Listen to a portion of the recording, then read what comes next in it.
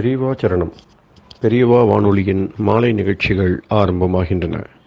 இன்றைய எமது நிகழ்ச்சிகள் நித்திய குரு பாதுகா பூஜா, ஸ்ரீ ரா கணபதி அவர்கள் எழுதிய புத்தகத்தின் ஒளிவடிவம், ஆன்மீக உரை, மகா பெரியவா மகிமை உபன்யாசம். பெரியவா சரணம். பெரியவா சரணம். அடுத்த நிகழ்ச்சி நித்திய குரு பாதுகா பூஜை. शुक्लां भरदरं विष्णुं शशिवर्णं चतुर्भुजं प्रसन्नवदनं ध्यायेत् सर्वविघ्नोपशान्तये। ममोपात्त समस्त दुरितक्षयद्वारा श्री परमेश्वर प्रीत्यर्थं गुरुप्रसाद सिद्ध्यर्थं गुरुप्रीत्यर्थं गुरुपादपूजाम् अद्य करिष्ये। गुरुर्ब्रह्मा गुरुर्विष्णुर्गुरुर्देवो महेश्वरः गुरुः साक्षात् परब्रह्म तस्मै श्रीगुरवे नमः। अपार करुणासिन्धुं ज्ञानदं शान्तरूपिणं श्रीचन्द्रशेखरगुरुं प्रणमामि मुदान्वहम्। सदाशिवसमारम्भां शङ्कराचार्यमध्यमाम् अस्मदाचार्यपर्यन्तां वन्दे गुरुपरम्पराम्. எல்லோரும் குருவை பெரிவாளை தியானம் பண்ணிண்டு அர்ச்சனை பண்ணுவோம். அஷ்டோத்திரம். பெரியவா அஷ்டோத்திரம் பல அஷ்டோத்திரங்கள் இருக்கு. அதுல எளிமையா சுலபமா எது இருக்கோ அதை நான் இப்ப சொல்றேன். எல்லோரும் இதை கேட்டுண்டே திருப்பி சொல்ல முடிஞ்சுவா சொல்லி சொல்லி பெரிவாளுக்கு பாதத்துல ஒவ்வொரு புஷ்பத்தை அர்ச்சனை பண்ணலாம். ओम श्री कांची कामकोटि पीठाधीश्वराय नमः. श्रीमत् चंद्रशेखरेन्द्र सरस्वती गुरुभ्यो नमः. संन्यासाश्रम शिखराय नमः. काषाय दंडधारिणे नमः. सर्वपीठापहारिणे नमः. स्वामिनाथ गुरवे नमः. करुणासागराय नमः. जगदाकर्षण शक्तिमते नमः. सर्वचराचर हृदयस्थाय नमः. ओम भक्त परिपालक श्रेष्ठाय नमः. धर्म परिपालकाय नमः. श्री जयेन्द्र सरस्वत्याचार्याय नमः. श्री विजयेन्द्र सरस्वती पूजिताय नमः. शिवशक्ति स्वरूपाय नमः. भक्ताभीष्ट प्रदायकाय नमः. ब्रह्मण्य पोषकाय नमः. ब्रह्म विष्णु शिवैक्य स्वरूपाय नमः. कांची क्षेत्रवासाय नमः. कैलाश शिखरवासाय नमः. स्वधर्म परिपोषकाय नमः. चातुर्वर्ण संरक्षकाय नमः. लोकरक्षण संकल्पाय नमः. ओम ब्रह्मनिष्ठापराय नमः. सर्वपापहराय नमः. धर्मरक्षक संतुष्टाय नमः. भक्तार्पितधन स्वीकर्त्रे नमः. सर्वोपनिषत् सारज्ञाय नमः. सर्वशास्त्रगम्याय नमः. सर्वलोक पितामहाय नमः. भक्ताभीष्ट प्रदायकाय नमः. ब्रह्मण्य पोषकाय नमः. नानाविध पुष्पार्चितपताय नमः. रुद्राक्ष क्रीडधारिणे नमः. भस्मोद्दोलित विग्रहाय नमः. सर्वज्ञाय नमः. सर्वचराचर व्यापकाय नमः. अनेक शिष्य परिपालकाय नमः. मनश्चाञ्चल्य निवर्तकाय नमः. अभयहस्ताय नमः. भयापहाय नमः. यज्ञपुरुषाय नमः. यज्ञानुष्ठान रुचिप्रदाय नमः. यज्ञसम्पन्नाय नमः. यज्ञसहायकाय नमः. यज्ञफलदाय नमः. यज्ञप्रियाय नमः. उपमानरहिताय नमः. स्फटिक तुलसी रुद्राक्ष हारधारिणे नमः. चातुर्वर्ण समदृष्टये नमः. ऋग्यजुस्साम अथर्वणादि चतुर्वेद संरक्षकाय नमः. दक्षिणामूर्तिस्वरूपाय नमः जाग्रत् स्वप्न सुषुप्ति अवस्थातीताय नमः कोटिसूर्यतुल्य तेजोमय शरीराय नमः साधुसंग संरक्षकाय नमः अश्वगज गोपूजा निर्वर्तकाय नमः गुरुपादुक पूजा तुरंतराय नमः कनकाभिषिक्ताय नमः स्वर्ण बिल्वदल पूजिताय नमः सर्वजीव मोक्षदाय नमः मूकवाक्तान निपुणाय नमः नेत्र दीक्षादानाय नमः द्वादशलिंग स्थापकाय नमः गान रसप्रियाय नमः ब्रह्मज्ञानोपदेशकाय नमः सकलकलासिद्धिताय नमः चातुर्वण्य पूजिताय नमः अनेकभाषा संभाषण कोविताय नमः अष्टसिद्धिप्रदायकाय नमः ओम श्री शारदामठ सुस्थिताय नमः नित्यान्नदान सुप्रीताय नमः प्रार्थना मात्र सुलभाय नमः पादयात्रा प्रियाय नमः नानाविध मतपंडिताय नमः श्रुति स्मृति पुराणज्ञाय नमः देव यक्ष किन्नर किंपुरुष पूज्याय नमः श्रवणानंदकर कीर्तये नमः दर्शनानंदाय नमः अद्वैतानंदभरिताय नमः अव्याज करुणामूर्तये नमः शैव वैष्णवादिमान्याय नमः श्री शंकराचार्याय नमः दंडकमंडलोहस्ताय नमः वीणा मृदंग सकलवाद्यनाथस्वरूपाय नमः रामकथा रसिकाय नमः वेद वेदांग आगमादि सकलकला सतस्प्रवर्तकाय नमः हृदय गुहाशयाय नमः शतरुद्रीय वर्णितस्वरूपाय नमः केदारेश्वरनाथाय नमः अविद्यानाशकाय नमः निष्कामकर्मोपदेशकाय नमः लघुभक्तिमार्गोपदेशकाय नमः लिंगस्वरूपाय नमः सालग्राम सूक्ष्मस्वरूपाय नमः कालड्यां शंकरकीर्तिस्तंभ निर्माणकर्त्रे नमः जितेन्द्रियाय नमः शरणागतवत्सलाय नमः श्रीशैलशिखरवासाय नमः डमरुकनाद विनोदाय नमः वृषभारूढाय नमः दुर्मदनाशकाय नमः आभिचारिक दोषहर्त्रे नमः मिताहाराय नमः मृत्युविमोचकशक्त्याय नमः श्रीचक्रार्चन तत्पराय नमः दासानुग्रहकारकाय नमः अनुराधा नक्षत्रजाताय नमः सर्वलोकख्यातशीलाय नमः वेंकटेश्वर चरणपद्म षट्पदाय नमः श्री महात्रिपुर सुंदरी समेत श्री चंद्रमौलीश्वर पूजा प्रियाय नमः श्रीमच्चंद्रशेखरेन्द्र सरस्वती सद्गुरु परब्रह्मणे नमः गुरुभ्यो नमः परमगुरुभ्यो नमः परमेष्टिगुरुभ्यो नमः परात्परगुरुभ्यो नमः गुरुपरंपराभ्यां नमः गुरुपादुकाभ्यां नमो नमः. அடுத்தது ஊதுபத்தி இருந்தா அதை காமிச்சு தூபம், நெய் தீபம் இருந்தா காமிச்சு அதை நெய் தீபம் தீபம் காமிச்சுட்டு நைவேத்தியம் வெத்தலைப்பாக்கு பழம் இதுலேருந்து ஆரம்பிச்சு அவளுக்கு எது சௌரியமோ அதுபடி நைவேத்தியம் பண்ணலாம்.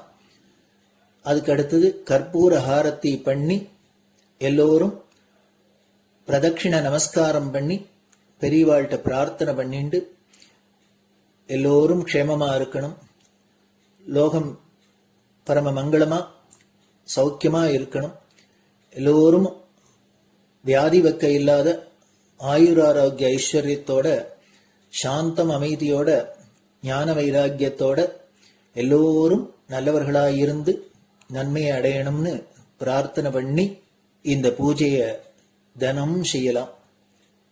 குரு பிரம்மா குருர் விஷ்ணுர் குருர் தேவோ மகேஸ்வரः குரு சாட்சாத் பரபிரம்ம தஸ்மை ஸ்ரீ குரவே நமஹ.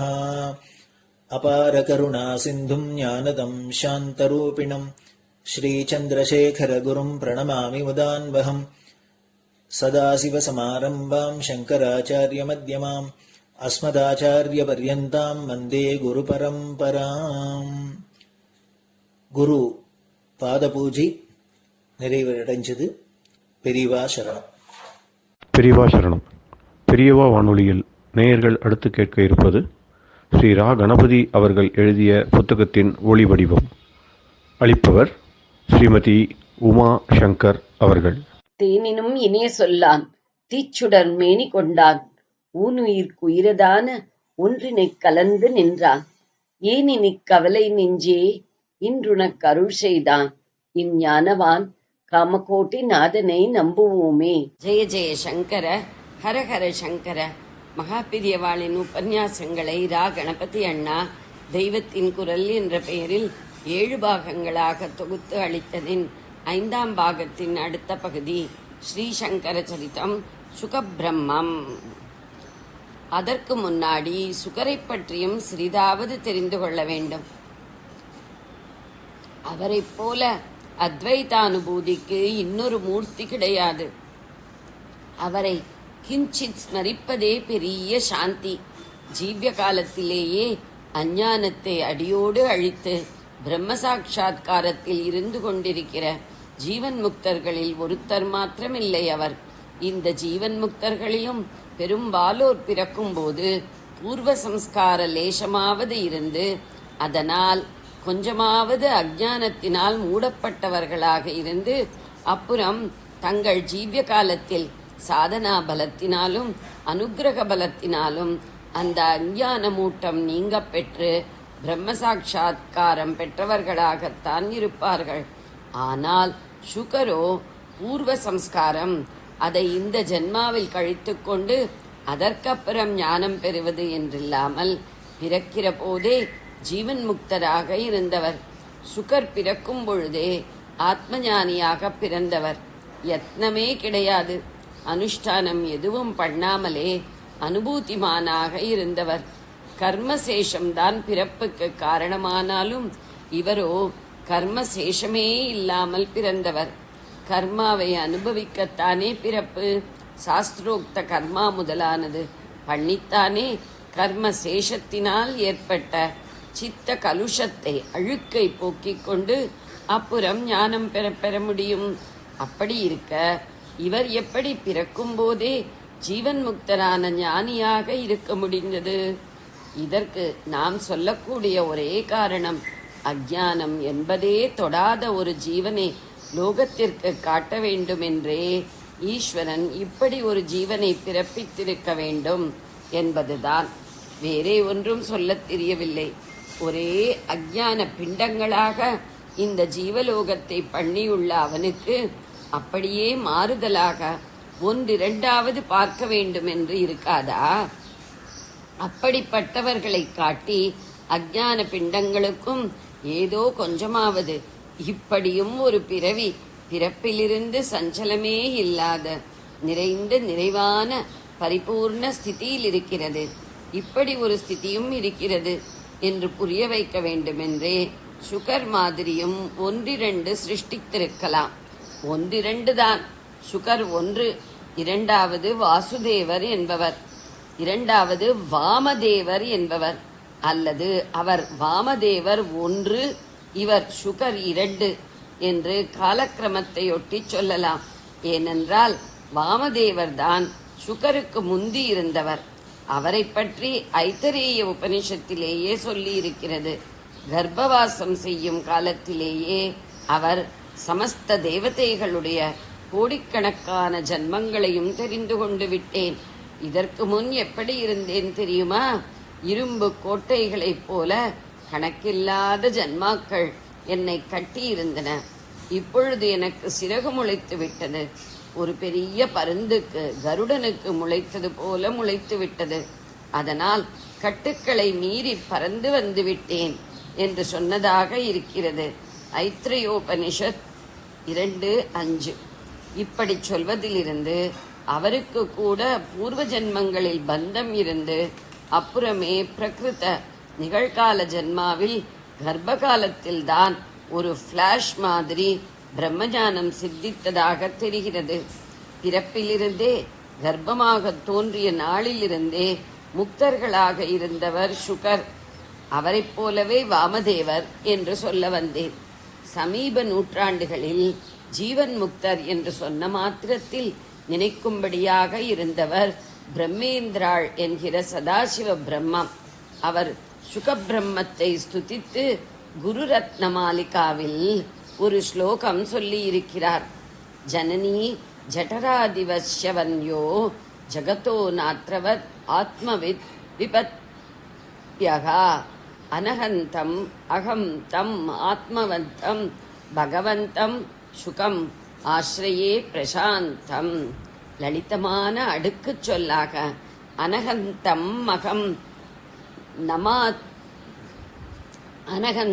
அகம் தமாத்மவந்தம் பகவந்தம் சுகமாஸ்ரயே பிரசாந்தம் என்று இருக்கிறது.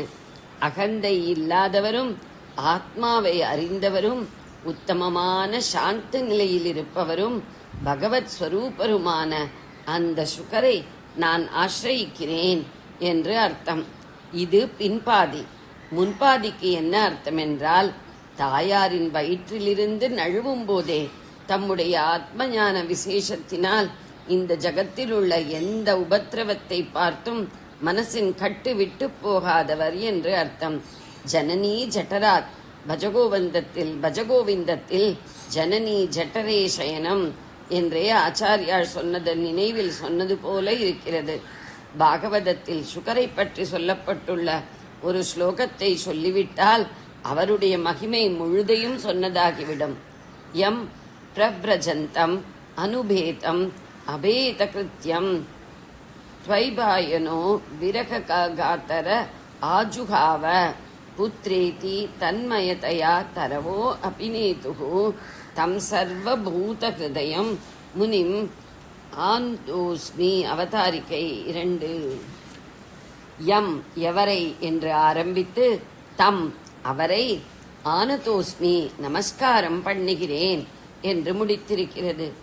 எவரை அவரை என்று சொல்லியிருப்பது சுகாச்சாரியாளைத்தான். ஆனால் ஸ்லோகத்தில் தேடி பார்த்தால் அந்த பெயரையே காணும். சர்வபூத ஹிருதயம் முனிம் என்றே குறிப்பிட்டிருக்கிறது.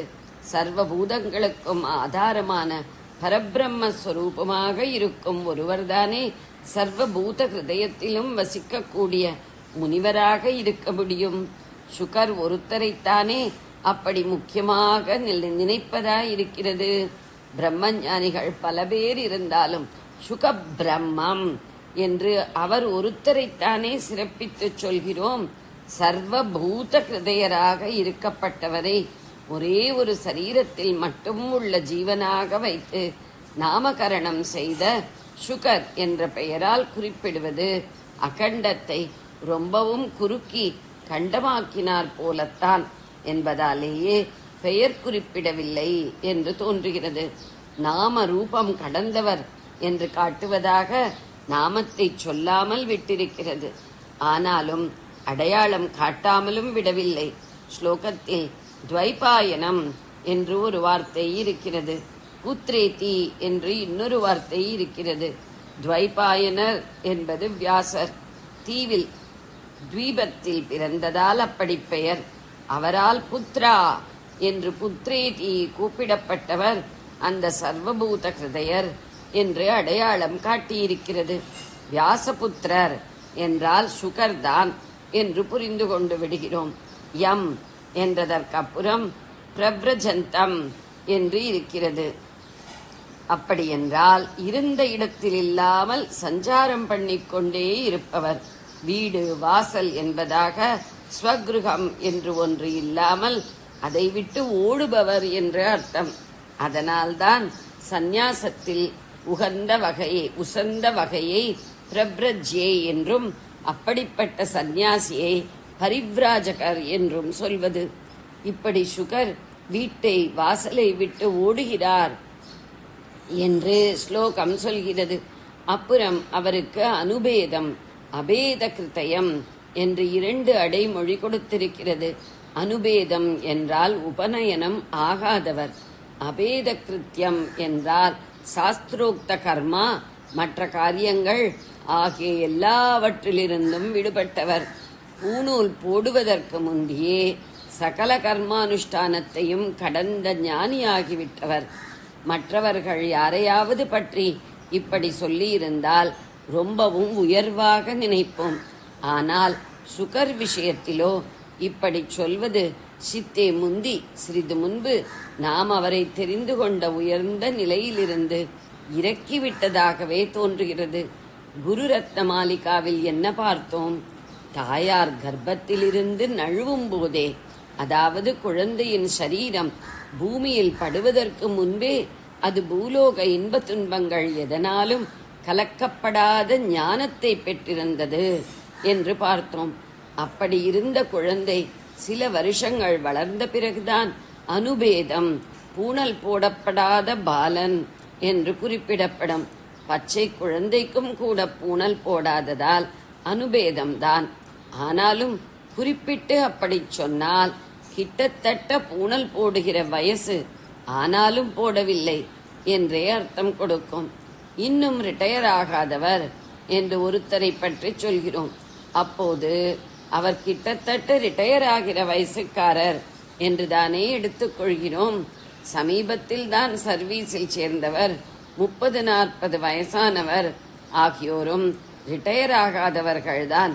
என்றாலும் அப்படி சொல்வதில்லை அல்லவா? உபநயன சம்ஸ்காரமாகாதவர் என்றால் கிட்டத்தட்ட அந்த வயசு கட்டத்தில் இருப்பவர் என்றே அர்த்தம். அந்த நாளில் கர்ப்பத்தை கூட்டி 8 வயசிலேயே பிராமண பிள்ளைகளுக்கு பூணூல் போட்டிருப்பார்கள். ரொம்பவும் மேதாவிலாசம் தெரிகிற குழந்தையாயிருந்தால் 5 வயசிலேயே கூட போட்டுவிடலாம் என்று சாஸ்திரம். வியாசாச்சாரியால் அப்படித்தான் போட உத்தேசித்திருப்பார் என்றால் கூட அனுபேதர் எனப்படும். சுகருக்கு கிட்டத்தட்ட 5 வயசு இருக்க வேண்டும்.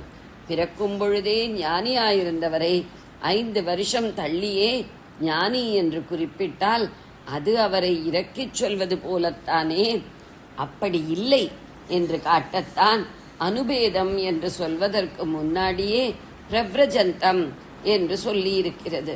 வியாசாச்சாரியாளின் ஆசிரமத்தையும் அது இருந்த அரண்யத்தையும் விட்டுவிட்டு சுகர் ஓடியதை பிரவ்ரஜந்தம் என்ற வார்த்தை தெரிவிக்கிறது.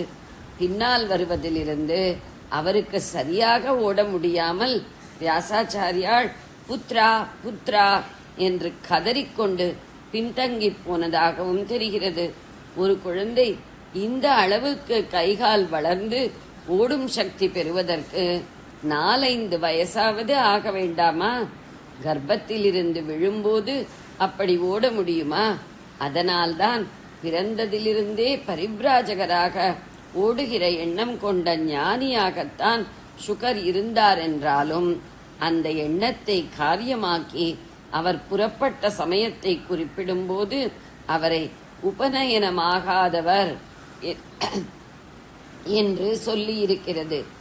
எல்லாம் மாயை, இதையே இன்னொரு தினசில் சொன்னால் எல்லாம் பிரம்மம் என்று தெரிந்து கொண்டுள்ள ஞானி எந்த இடத்தையும் விட்டு எங்கேயும் போக வேண்டாம் தான். ஆனாலும் ஒரே இடத்தில் இருந்தால் அங்கே வசிப்பவர்கள் அந்த இடத்துக்கே அவர் சேர்ந்தவர், அந்த இடம் அவருக்கு சேர்ந்தது, அவர் தங்களைச் சேர்ந்தவர், தாங்கள் அவரைச் சேர்ந்தவர்கள் என்று தப்பான அட்டாச்மெண்ட்டுகளை கல்பித்துக் கொள்வார்கள். அப்படி கூடாது என்றுதான் ஞானி பரிவ்ராஜனாக திரிவது. ஜெய ஜெய சங்கர, ஹர ஹர சங்கர. பெரியவா சரணம். இந்நிகழ்ச்சியின் அடுத்த பகுதி நாளை மாலை இதே நேரத்தில் ஒளிபரப்பாகும். பெரியவா சரணம். பெரியவா சரணம். பெரியவா வானொலியில் நேயர்கள் அடுத்து கேட்க இருப்பது திரு கவிக்கண்ணன் அவர்களின் ஆன்மீக உரை. பெரியவா சரணம். ராம் ராம். ஸ்ரீ குருப்யோ நமஹ. ஜெய ஜெய சங்கர, ஹர ஹர சங்கர. பெரியவா வானொலி நேயர்கள் அனைவருக்கும், மகா பெரியவாவுடைய பக்தர்கள் அனைவருக்கும் அடியேன் கவிக்கண்ணனின் அன்பு கலந்த நல்வாழ்த்துக்கள். ராம் ராம். ஜெய ஜெய சங்கர ஹர ஹர சங்கர. ஸ்ரீ குருபியோ நமஹ. நம்ம செந்தில் ஆண்டவனுடைய கடற்கரையிலே நின்று கொண்டு நமக்கெல்லாம் அருள் புரியக்கூடிய அந்த ஆண்டவனுடைய அழகான எழில் உருவத்தை மனசுல நினைச்சுட்டு ஆதிசங்கர பகவத்பாதால் அருளி செய்த சுப்பிரமணிய புஜங்க ஸ்தோத்திரத்தை தினம் ஒரு ஸ்லோகமா அப்படி நம்ம பார்த்துட்டு இருக்கோம். இன்னைக்கு நம்ம பார்க்க போறது 7வது ஸ்லோகம். அதுல அந்த குகனுடைய தரிசனம் நமக்கு கிடைச்சதுன்னு நமக்கு எல்லா விதமான ஆரோக்கியமும் கிடைக்கிறது அப்படிங்கறத இந்த ஸ்லோகத்துல ஸ்ட்ரெஸ் பண்றார். எப்படி ஸ்ட்ரெஸ் பண்றார் அப்படின்னா, நம்முடைய மன குகைக்குள்ள வாசம் செய்து கொண்டு ஜோதி சுரூபமாக இருக்கானே, அவன் என்ன பண்றான்னா பிரம்ம கீட்ட எல்லா பிராணிகள், மனுஷால இருந்து மிருகங்கள்ல இருந்து எல்லா பிராணிகளுடைய கஷ்டங்களை எல்லாம் நீக்குபவனாக இந்த சமுதிர கரைகள்ல தன்னுடைய பாதங்களை நமக்கெல்லாம் காட்டிக்கொண்டு பஞ்சமா பாதங்களையும் அப்படியே அடித்து கொண்டு மா முனிவர்கள்லாம் தபஸ் செய்வதற்கு உகந்த ஒரு இடமாக அந்த சமுத்திர கரைகள் நின்றுருக்கானே, அந்த அழகுக்கு ஒருவரும் ஒவ்வாத வள்ளி அருமறைகள் பழகிச்சு வந்த பாதாம்புயத்தாழ்ந்தர் அபிராமி பெற்றார். வேதங்கள்லாம் அவனை வணங்கி அவனுடைய பாதம் சிவந்து போச்சான். அப்படி சிவந்த பாதங்களை உடையவன் அவன் அழகுக்கு ஒருவரும் ஒவ்வாதவன். எப்படி அவ அம்மா அழகுக்கு ஒருவரும் ஒவ்வாத வள்ளியோ, அது மாதிரி அழகியோட பிள்ளையும் அழகன் தானே, அவனும் ஒருத்தராலையும் வர்ணிக்க முடியாத அளவுக்கு அவர் இருக்கானா. அவரை பத்தி என்ன சொல்றா திரும்ப அந்த ஸ்லோகத்துல, மகாம்போதி தீரே மகா பாபச்சோரே முனீந்திரானுகூலே சுகந்தாக்கிய சைலே குஹாயாம் வசந்தம் ஸ்வபாசாலசந்தம் ஜனார்த்திம் ஹரந்தம் ஸ்ரயாமோ குகம் தம் தம் குகம் ஸ்ரயாமா அப்படிங்கிற அந்த குகனை, அந்த சுப்பிரமணிய சுவாமியை நான் ஆராதிக்கிறேன். அவன் யார் தெரியுமா? ஜனார்த்திம் ஹரந்தம், ஜனங்களுடைய பக்தர்களுடைய ஆர்த்தின் துக்கங்களை எல்லாம் கஷ்டங்களை எல்லாம் விஷனங்களை எல்லாம் தீர்ப்பவனா இருக்கிறான். அவன் எங்க இருக்கான் தெரியுமோ? ஸ்வபாசா லசந்தம், தன்னுடைய சொந்த ஜோதினாலேயே ஜோதி வடிவினாலேயே பிரகாசிக்கிறானா. எங்கன்னா குஹாயாம் வசந்தம், குகைக்குள்ள வாசம் செய்யறான். குகைக்குள்ள வாசம் செய்யறான்னா ரெண்டு, நிஜமான ஒரு குகைக்குள்ளேயே வாசம் பண்றான்னு அர்த்தம். ரெண்டாவது மனசுங்கக்கூடிய குகைக்குள்ள அவன் வாசம் பண்றான்னு அர்த்தம். அந்த குகை எங்க இருக்கு தெரியுமா? மனசுக்குள்ள இருக்கு. வெளியில எங்க இருக்கு அப்படின்னா, மகாம்போதி தீரே, பெரிய மகோததி என்று சொல்லக்கூடிய சமுத்திரத்தினுடைய கரையில விளங்குறதா இருக்கு. மகாபாப சோரை, எல்லா பாபங்களையும் திருடின்னு போயிடுறானோ, அபகரிச்சுட்டு போயிடுறானோ நம்ம பண்ற பாவங்கள் எல்லாம். முனீந்திர அனுகூலே, பெரிய மகா முனிவர்கள் தபஸ்விகளுக்கெல்லாம் ரொம்ப அனுகூலமாக இருக்கக்கூடிய சுகந்தாக்கிய சைலே, அது கந்தமார்த பர்வதம், சுகந்தம் பர்வதம், அதாவது வாசனை மிகுந்த பர்வதம். அவர் சுத்தி வாசனை கம கம கம கமன்னு, ஏன்னா பூந்தோட்டங்கள்லாம் இருக்கிறதாக அப்படிப்பட்ட ஒரு சோலை மலையில் அவன் இருக்கிறதுனால, பழமுதிர் சோலைன்னு கேள்விப்பட்டிருக்குமே, அப்படி ஒரு சோலை மலையில இருக்கிறதுனால அவனை சுத்தி அந்த சுகந்தமான வாசனையானது அப்படி பரவின்னு இருக்கான். அப்படி அப்பேற்பட்ட இடத்துல ஒரு குகைக்குள்ள வாசம் பண்ணக்கூடிய அந்த முருகப்பெருமான் இருக்கானே, அவன் எல்லா பிராணிகளுடைய சோகங்களையும் துக்கங்களையும் கட்டங்களையும் அவன் தீர்த்து வைக்கிறான். அப்படிங்கறதுனால ஆச்சாரியார் என்ன சொல்றா, அப்பேற்பட்டவன் அவன் வெளி குகையில மாத்திரம் ஒளிரல, அவனோட சொந்த ஜோதி சொரூபத்தினால என்னுடைய ஒரு மனசுக்குள்ள கூட அவன் அப்படியே இருந்துட்டு இருக்கான். என் மனசுல கூட அவன் ஒளி சொரூபமாக இருந்து கொண்டு எனக்கு சந்தோஷத்தை கொடுக்கறான்.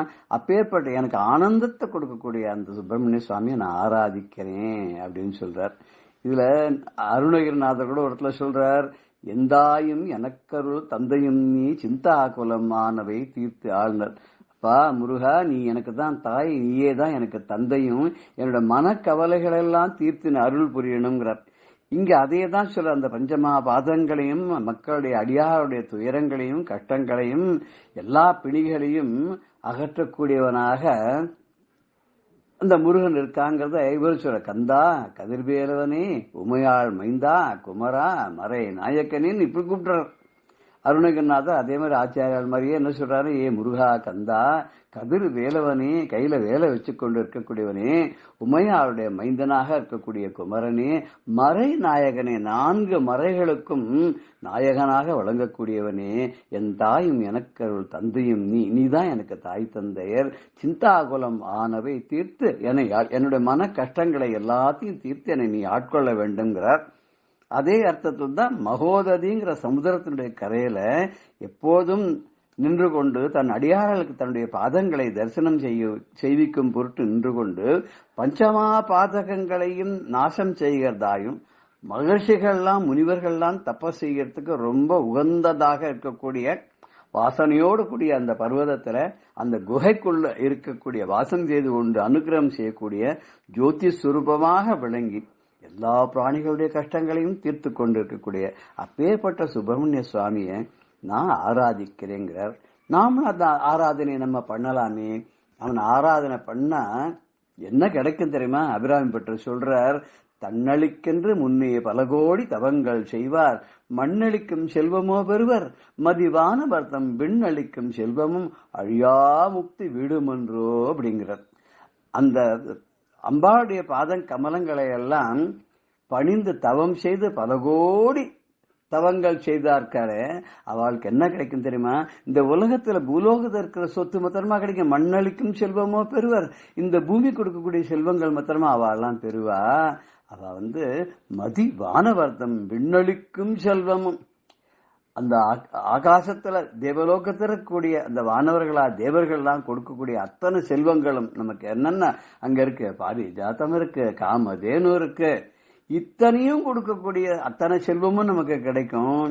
அது மாத்திரம் இல்ல, கடைசியா அழியாத முக்தி வீடும் தருமா. அழியாத முக்தி வீடு என்ன, அந்த சாயுஜ்ய பதவியும் நமக்கு கொடுக்குங்கிறான். அப்படிதான் அம்பாளே கொடுக்கறான்னா, அம்பாளுடைய பிள்ளையான அம்பிகை மைந்தனான அம்பிகை சுதனான ஆறுமுக சுவாமியா நமக்கு தருவான் இல்லையா? நாமளும் இந்த ஸ்லோகத்தை ஒரு வாட்டி நினைச்சு கொண்டு அவனுடைய சரணாரவிந்தங்களை ஆச்சாரியால் மாதிரி நாமளும் படியலாம். மகா அம்போதி தீரே மகா பாபச்சோரே முனீந்திரானுகூலே சுகந்தாக்கிய சைலே குஹாயாம் வசந்தம் ஸ்வபாசாலசந்தம் ஜனார்த்திம் ஹரந்தம் சயாமோ குஹந்தம். ஸ்ரீ குருभ्यो நமः. ஜெய ஜெயசங்கர ஹர ஹர சங்கர. ராம் ராம். பெரியவா சரணம். இந்நிகழ்ச்சியின் அடுத்த பகுதி நாளை மாலை இதே நேரத்தில் ஒளிபரப்பாகும். பெரியவா சரணம். பெரியவா சரணம். அடுத்த நிகழ்ச்சி மகா பெரியவா மகிமை உபன்யாசம். வழங்குபவர் பிரம்மஸ்ரீ கணேச சர்மா அவர்கள். அபார கருணா சிந்தும் ஞானதம் சாந்தரூபிணம் ஸ்ரீ சந்திரசேகரகுரும் பிரணமாமி முதான்வகம். பெரியவா தரிசனம் கொடுத்துட்டு இருக்கிறதே தான் பிர்லாவுக்கு உடம்பு சரியில்லை அப்படின்னு அவருக்கு சொஸ்தமாகணும், ஆயுசு வளரணும் அப்படிங்கிறதுக்காக அவர் சம்சாரம் பிரார்த்தனை பண்ணா அப்படின்னு பார்த்தோம். அதுக்கப்புறம் பெரியவா இருந்த இடம் கஜ்ஜகி அப்படிங்கிற ஒரு ஊர். அங்கே யுகாதி பண்டிகை வந்தது, தெலுங்கு வருஷ பிறப்பு. அந்த யுகாதி பண்டிகையில் என்னென்ன எப்பொழுதும் கிரமமாக பண்ணணுமோ அந்த வருஷ பிறப்புக்கு எல்லாம் பண்ணினா, நாம் உடம்பு சரியில்லை அது குணமாகணும் அப்படின்லாம் சொல்கிறோம். ஆனால் இந்த யுகாதி பண்டிகை அன்னைக்கு நமக்கு வருஷ பிறப்பில் நமக்கு ஒரு பெரிய சூக்ஷ்மத்தை நமக்கு ரிஷிகள்லாம் சொல்லி கொடுத்துருக்கா. அதில் என்னன்னு பார்த்தீங்கன்னா பஞ்சாங்கத்தில் போட்டிருக்கோம், நிம்ப குசும பக்ஷணம் அப்படின்னு ஒன்று போட்டிருக்கோம். நிம்ப குசும பக்ஷணம், நிம்பம் அப்படின்னா வேம்புக்கு பேர் நிம்ப விருட்சம். நிம்ப குசுமம்னா வேப்பம்பூ. அந்த வேப்பம்பூவை இன்னைக்கு சாப்பிடணும். வருஷப்பருப்பு அன்னைக்கே முதல்ல நமக்கு எப்படி சொல்லி வச்சிருக்கா அப்படின்னா, இந்த வேப்பம்பூ பச்சடி அப்படின்னு அது பண்ணுவா, அது பக்குவம் பண்ணுவா, அதை சாப்பிடணும். அதுக்கு மந்திரம்லாம் இருக்கு, அப்படி சொல்லி சாப்பிடணும். என்ன சார் அது வருஷப்பருப்பு அதுவுமா ஒரு ஸ்வீட்டு சாப்பிடக்கூடாதா, இன்னைக்கு கசப்பா வேப்பம்பூ அப்படின்னார். வாழ்க்கைனா இப்படிதான் இருக்கும், எல்லா ருச்சிகளும் நவரசமும் சேர்ந்ததுதான் வாழ்க்கை, மனுஷ வாழ்க்கை, இந்த லோகம் அப்படிங்கிறத காமிக்கிறதுக்கு சிம்பாலிக்கா இருக்கு போல இருக்கு.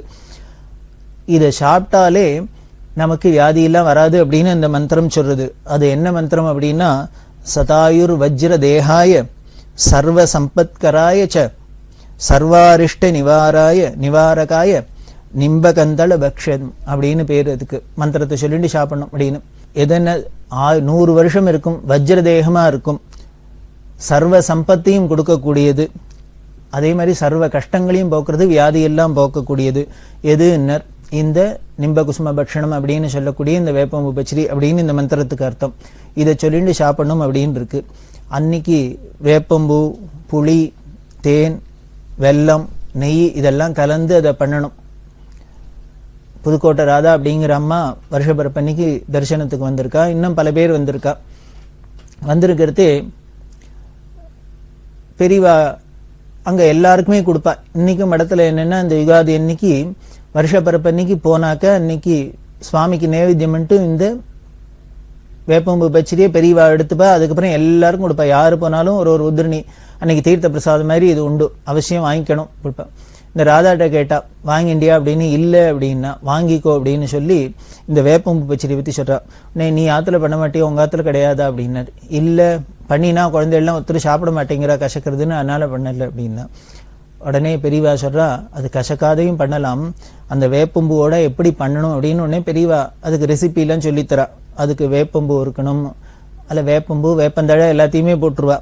புளி, தேனு, வெல்லம், நெய் எல்லாம் சேர்ந்து இருக்கு. அதுல ஸ்வீட்டும் இருக்கு, புளிப்பும் இருக்கு, கசப்பும் இருக்கு, எல்லாம் இருக்கு, துவப்பும் இருக்கு, எல்லாம் இருக்கு. இது சேர்ந்தது. அது இப்படி பண்ணி அதை நைவேத்தியம் பண்ணணும். சுவாமிக்கு அம்பாளுக்கும் நைவேத்தியம் பண்ணிட்டு அப்புறம் நாம சாப்பிடணும். இப்படி இந்த 5 சேர்ந்ததுக்கு ஒரு வசியம் இருந்தது தெரியுமா உனக்கு அப்படின்னா. தெரியாது. இந்த வேப்பம்பு பச்சரியை பண்ணி வருஷப்பிறப்பு அன்னைக்கு முதல்ல அம்பாளுக்கு நைவேத்தியம் பண்ணும். இது வசியமா இருக்கிறதுனால அம்பாள் நம்ம வசமாயிடுவோம்.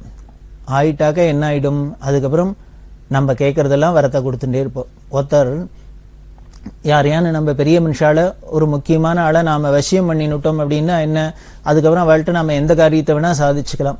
அதனால ஜெகன்மாதாவான அம்பாளுக்கு வசியம் பண்றதுக்கு என்ன பண்ணணும், ஒண்ணும் இல்லை, யுகாதி அன்னைக்கு இந்த வேப்பம்பு பச்சரி போறோம், இதை பண்ணினோம்னா அம்பாள் நம்ம வசமாயிடுவோம். அப்படி ஆயிட்டாக்க அதுக்கப்புறம் நாம என்ன கேட்டாலும் நமக்கு வரம் கொடுத்துட்டே இருக்கலாம். அதனால அம்பாளை வசியம் பண்ணணும், நைவேத்தியம் பண்ணி. அடுத்தது யாருக்கு கொடுக்கணும் அப்படின்னு கேட்கிறா இந்த புதுக்கோட்டை ராதா அம்மாட்ட. அவ ஒன்னும் பதில் சொல்லல. இது பெரியவாளே சொல்லிட்டு வர அழகா, பெரியவாளே பண்ணட்டும் சொல்லட்டும் அப்படின்னு. பெரியவா சொன்னா அடுத்தது புருஷனுக்கு கொடுக்கணும், ஆம்படையானுக்கு கொடுக்கணும். ஏன்னா அடுத்தது நாம வசியம் பண்ணிக்க வேண்டியது அவனை தான். இப்ப அம்பாள் வசியம் பண்ணிட்டா, அவ கேட்டதெல்லாம் கொடுக்க போறா, ஈஸ்வரங்களை கொடுக்க போறா. இப்ப புருஷனும் வசியம் ஆயிட்டான்னாக்க நம்ம சொல்றதெல்லாம் கேட்க போறோம். அதனால நம்ம அதுக்கப்புறம் நாம தான் ராணி. அதனால புருஷனுக்கு கொடுக்கணும், புருஷனை வசியம் பண்ணிக்கணும். அடுத்தது மூணாவதா யாருக்கு கொடுத்து வசியம் பண்ணணும் சொல்லு அப்படின்னா. இது ரெண்டையும் பெரியவாளே சொல்லிட்டா, மூணாவதையும் பெரியவாளே சொல்லட்டும், ஏன்னா ஏதோ இன்ட்ரெஸ்டா சொல்ல போறா அப்படிங்கிறதுனால பேசாத இருந்தா. உடனே பெரியவா சொல்ற, வேலைக்காராளுக்கு கொடுக்கணும் அப்படிங்கிற, வேலைக்காரி கொடுக்கணும். அப்படி வேலைக்காரியை வசியம் பண்ணிக்கணும். ஏன்னா ஒரு ஸ்திரீகளுக்கு இந்த வீட்டுல வேலை செய்யறதுக்கு ஒருத்தர் ஒத்தாசைக்கு அசிஸ்டன்ட் இல்லை அப்படின்னா அவளுக்கு ரொம்ப ஸ்ட்ரெயின் பண்ணிக்கணும், சிரமமா இருக்கும். அதனால வேலைக்காரால வசியம் பண்ணிக்கணுமா. இந்த வேலைக்காரா தான் சமயத்துல காலவாரிடுவா. நமக்கு ஏதாவது நாட்கிழமை வீட்டுல ஏதாவது ஃபங்க்ஷன் அப்படின்னா நிறைய எல்லாம் பாத்திரம் விழும், வேலை இருக்கும், ஜாஸ்தியா இருக்கும்னா அவள் லீவ்ல போயிடுவா. இது வேலை செய்யறவாளோட சுபாவம். நாமளே என்ன பண்ணுவோம், ஆபீஸ்ல ஏதாவது நிறைய வேலை இருக்கு, ஆடிட் சமயம் விட்டு சமயம்னா உடனே சத்தப்படாத ஓடி வந்துருவோம். இந்த ஏதாவது லீவும்போம், தலை வெளியும்போம், கால் வெளியுமோ ஏதாவது சொல்லுவோம் இல்லையோ. அதனால பெரியவா என்ன சொல்றா, இந்த வேப்பம்பு பச்சரியை வேலைக்காராளுக்கு கொடுக்கணுமா, அவளை வசியம் பண்ணிக்கணும். அப்படி வசியம் பண்ணிவிட்டா நம்ம எத்தனை என்ன வேலை சொன்னாலும் கேட்பா, எவ்வளவு பாத்திரங்களை போட்டாலும் மூஞ்சியை தூக்காத அழுத்துக்காத காரியம் செய்வா, பிரியமா காரியம் செய்வா. அதனால ஒரு பொம்மனாட்டிக்கு, ஒரு ஸ்திரீக்கு ஈஸ்வரனான அம்பாளை வசியம் பண்ணிட்டு, புருஷனை வசியம் பண்ணிட்டு, வேலைக்காராலும் வசியம் பண்ணிட்டா அதுக்கப்புறம் அவளோட சாம்ராஜ்யத்துக்கு கேட்பானே. இது மூணும் தன் கைக்குள்ள வந்துருத்துனா, தான் சொன்ன கேட்கிறாப்புல ஆயிடுத்துன்னா அதுக்கப்புறம் அந்த பொம்மநாட்டிகளுக்கு என்ன குறை இருக்க போறது. அப்புறம் அவதான் மகாராணி. அதனால சொல்றேன், நல்லா அவசியம் வேப்பம்பூ பச்சரி பண்ணு, அடுத்த வருஷத்துலேருந்து தானே பண்ணி எல்லாருக்கும் கொடு, இது மாதிரிலாம் பண்ணு அப்படின்னு. இது கேட்டு எல்லாருக்கும் ஒரே சிரிப்பு. பெரியவா ஒரு வேப்பம்பூ பச்சரி சாப்பிடணும் அப்படிங்கிறதுக்காக, அதான் இதான் பெரியவாளோட தந்திரம். என்ன பண்ணா, சாஸ்திரத்துல சொல்லி இருக்கு இந்த நிம்ப குசும பட்சணம் சாப்பிடணும் அப்படின்னு சொல்லியிருக்குன்னா, இது சாப்பிடணும் அப்படின்னா மந்திரத்தை சொல்லி சாப்பிடணும் அப்படின்னா நமக்கு ஏதோ ஒரு அலட்சியமா இருக்கு, உடனே கசக்கிறதுங்கிறோம், புளிக்கிறதுங்கிறோம், ஏதோ ஒன்று சொல்லிடுறோம். இது மாதிரி உடனே அம்பாள் வசியம் ஆயிடுவோம், புருஷன் வசியம் ஆயிடும், வேலைக்காரி வசியம், இது மாதிரிலாம் ஏதாவது ஒன்று சொல்லிட்டா உடனே நமக்கு அதுல ஒரு ஸ்ரத்த வந்துடும். இதுக்காகவானும் பண்ணுவோம். நம்ம கோவிலுக்கு வெறுமனை போனா போகமாட்டோம். உனக்கு சனி சரியில்லை, ராகு சரியில்லை, கேது சரியில்லை, அதனால இத்தனை பண்ணு அத்தை பண்ணு அப்படின்னு ஏதாவது சொல்லிட்டா உடனே பயந்தடிச்சுன்னு ஓடுறோம். அதை போலதான் இங்கேயும் நம்ம ரிஷிகள்லாம் அப்படிதான் சொல்லி வச்சிருக்கா, இதை பண்ணினா அது கிடைக்கும், அதை பண்ணினா இதை கிடைக்கும், இதை பண்ணலைன்னா இது உடனே அதை வந்துரும், இது வந்துரும், வியாதி வந்துரும், அத்தை பண்ணும், இத்த பண்ணும், தோஷம் வந்துரும், பாப்பம் வந்துரும் அப்படின்லாம் எதுக்கு பயமுறுத்துறா? ஒன்னும் பயமுறுத்தி நம்மள பண்ண வைக்கிறது, இல்லையா நமக்கு எதான ஆசை காட்டி பண்ண வைக்கிறது. இதோட மொத்தத்துல பர்பஸ் என்ன அப்படின்னா, இதை பண்ணணும். வெறுமனை பிளைனா பண்ணு அப்படின்னு சொன்னா யாரும் லேசில பண்ண மாட்டோம், அசைஞ்சு கொடுக்க மாட்டோம். அதனால நம்மளை பண்ண வைக்கிறதுக்காக இப்படி. இது போலதான் நீங்க வேப்பம்பூ செடி சாப்பிட்றதுக்கு பெரியவா இப்படி எல்லாம் ஒரு கதையை சொல்லி அத்தை பண்ணி இத்தை பண்ணி எல்லாரும் சாப்பிடுங்க அப்படின்னு சொல்ற முடியுமா பண்ணினா, இப்படி பெரியவா இந்த கர்ஜகியில இருக்கிறதே யுகாதி பண்டிகை போச்சு. அதுக்கப்புறம் அத்தினூர் அப்படிங்கிற இடத்துக்கு ரோட்ல நடந்து வந்துட்டு இருக்கா. வந்தா அப்படி பார்த்தாக்க சுத்தி வர ஒன்னும் தங்கறதுக்கே இடம் சரியா தெரியல, இல்ல தோதா இல்ல. கூட வந்தவாளும் பார்த்துட்டே வரா. பெரியவா ரிக்ஷாவை தள்ளிட்டு வந்துட்டு இருக்கா. அந்த ஊர்கிட்ட வந்தோடனே இந்த ஜனங்கள்லாம் கேட்க சொன்னா பெரியவா, இந்த ஜனங்கள்கிட்ட கேளு, இங்க தங்கறதுக்கு ஏதான இடம் இருக்கா கேளு அப்படின்னா, அந்த ஊர்ல இருக்கிற ஜனங்கள் பார்த்தது, யாரோ ஒரு கழவர் வண்டியை தள்ளிட்டு வர, நடக்க முடியாத ஒரு போல இருக்கு, வண்டியை பிடிச்சு நடந்து வர, கூட 4-5 பேர் வரா அப்படின்னு நினைச்சுன்னு அவ ரொம்ப அலட்சியமா என்ன சொன்னா, இங்க வேற ஒரு இடமும் இல்ல, அதோ ஊருக்கு அப்புறமா ஒரு கோவில் இருக்கு, அந்த கோவில் வேணா ஒரு மண்டபம் இருக்கு, சின்ன மண்டபம், அதுல வேணா தங்கிட்டு போகலாம் நீங்க அப்படின்னு. அவ ஏதோ வழிபோக்கம் அப்படின்னு நினைச்சுட்டா, தங்கிக்கலாம் அப்படின்னு சொல்லிட்டு இடத்த கொடுத்துட்டா. கூட இருந்தவாளுக்கெல்லாம் இது ஒரு சுவாரஸ்யமா இல்லை. ஏமோ இந்த ஜனங்களும் ஒன்றும் இன்ட்ரெஸ்டா ஒரு ரெஸ்பாண்ட் பண்ணல, அதனால இங்க போய் தங்குவானே, வேற எங்கேயானு போகலாமே அப்படின்னா பெரியவா என்ன முட்டா அந்த இடத்துக்கே போய் தங்க ஆரம்பிச்சுட்டா. அந்த கோவில்ல அந்த ஜனங்கள் சொன்ன இடத்துலயே தங்கின்னு இருக்கா. இப்படி அங்க இருந்தோடனே கொஞ்சம் கொஞ்சமா என்னாச்சுன்னா, ஒரே காரெல்லாம் வர ஆரம்பிச்சுது. அந்த ஊர்ல இருந்து வருவா, இந்த ஊர்ல இருந்து வருவா, பெரியவாளை தேடிண்டு தரிசனத்துக்கு வந்துட்டே இருப்பா. இந்த ஊர்ல இருக்கான்னு நினைச்சுட்டு வருவா. வந்து பார்த்தாக்கா அந்த ஊர்ல இருக்க மாட்டா, அடுத்த கேம்ப் மாறிடுவா. உடனே ஒரு வண்டியை பிடிச்சி, அத்தை பிடிச்சி, இத்தை பிடிச்சி, காரை பிடிச்சின்னு ஏதோ ஓடி வருவா. எல்லாரும் அப்படி துரத்தின்னு வந்து தரிசனம் பண்ற வழக்கம். அது மாதிரி இந்த ஜனங்கள்லாம் வர ஆரம்பிச்சது. பார்த்தா சர்ன்னு ஒரே கார் வருது, அது வருது, இது வருது, பெரிய மனுஷாலாம் வரா. இதெல்லாம் பார்த்தா அந்த ஊர் ஜனங்களுக்கு இப்போ ஒரு சர்ப்ரைஸா போயிடுது. இன்னும் யாரோ நடக்க முடியாத கழவர் வண்டியை தள்ளிண்டு ஏதோ போறாராக்கும் அப்படின்னு ஒரு பரதேசி அப்படின்னு நினைச்சுட்டா. அதுக்கப்புறம் தான் பெரியவா யாருன்னு தெரிஞ்சது, பெரியவாளோட பெருமை தெரிஞ்சது, பிரபாவம் தெரிஞ்சது. அதுக்கப்புறம் அந்த ஊர் ஜனங்கள்லாம் வர ஆரம்பிச்சது. அப்படி ஒரு அதிசயம். அக்கம் பக்கத்துல உள்ள ஜனங்கள், சுத்து வட்டாரத்துல இருக்க ஜனங்கள்லாம் வந்து தரிசனம் பண்ணி அவ இனிமே கரிகாயை கொடுக்கறது, பாலை கொடுக்கறது, தயிரை கொடுக்கறது, அத்தை பண்றது, இத்தை பண்ணுறதுன்னு ஏகப்பட்ட உபச்சாரம் பண்ண ஆரம்பிச்சுட்டா. இப்படி பண்ண ஆரம்பிச்ச உடனே அப்புறம்தான் கூட கைங்கரியம் என்ற வாழ்க்கெல்லாம் ஒரு மாதிரி கொஞ்சம் சௌரியமா இருந்தது. யாருக்குமே நமக்கு ஒரு இடத்துக்கு போறோம், அந்த இடத்துல போனோன்னு அவ வாங்க அப்படின்னு கூப்பிட்டு நம்மள ஒரு உபச்சாரம் பண்ணி நமக்கு பாசிட்டிவா ரெஸ்பான்ஸ் பண்ணினாக்க நமக்கு அங்க இன்னும் இருக்கலாம்னு தோணும், ஒரு சௌரியமா இருக்கும், ஒரு நிம்மதியா இருக்கும். அது இல்லாத இருந்ததுன்னா நமக்கு அங்க சௌக்கியமா தங்க முடியாது. அதை போலதான் இங்கேயும் இருந்தது. அது அந்த ஊர் ஜனங்களை சொல்லி குறையில்லை. ஏதோ சங்கராச்சாரியார் ஒரு பெரிய மகான் வரார், ஞானி வரார் அப்படின்னா அதுக்கேற்ற ஒரு படாடோபத்தோட இந்த ஆடம்பரத்தோட அப்படி இப்படி எல்லாம் வந்தாக்க எல்லாரும் வேணா தெரிஞ்சுப்பா. நமக்கு தெரியலன்னா கூட இந்த ஆடம்பரத்தெல்லாம் பார்த்தே நம்ம பிரமிச்சு போயிடுவோம். அப்படி இல்லாத ஒண்ணும் இல்லாத இவ பாட்டுக்கு சாதாரண ஒரு மனுஷன் மாதிரி ஒரு ரிக்ஷாவை தள்ளிண்டு போனா ஒரு இடத்துல மரத்தடியில படுத்துட்டு இருக்கா.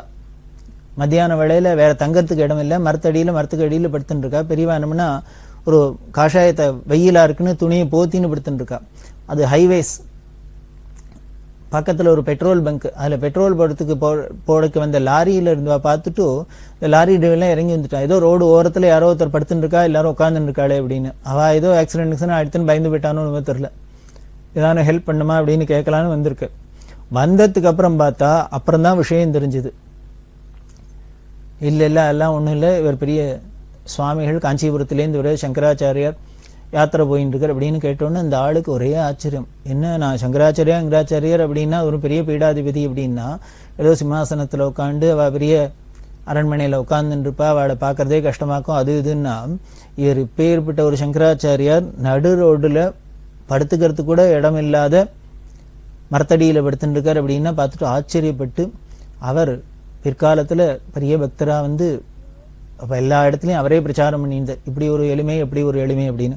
இப்படிதான் இருக்கும். பெரியவாளை நம்ம பார்த்த மாத்திரத்துல புரிஞ்சுனோட முடியாது, அனுமானம் பண்ணிக்க முடியாது. அப்படி ஒரு வினோதமான யாத்திரை இப்படி நடந்தது.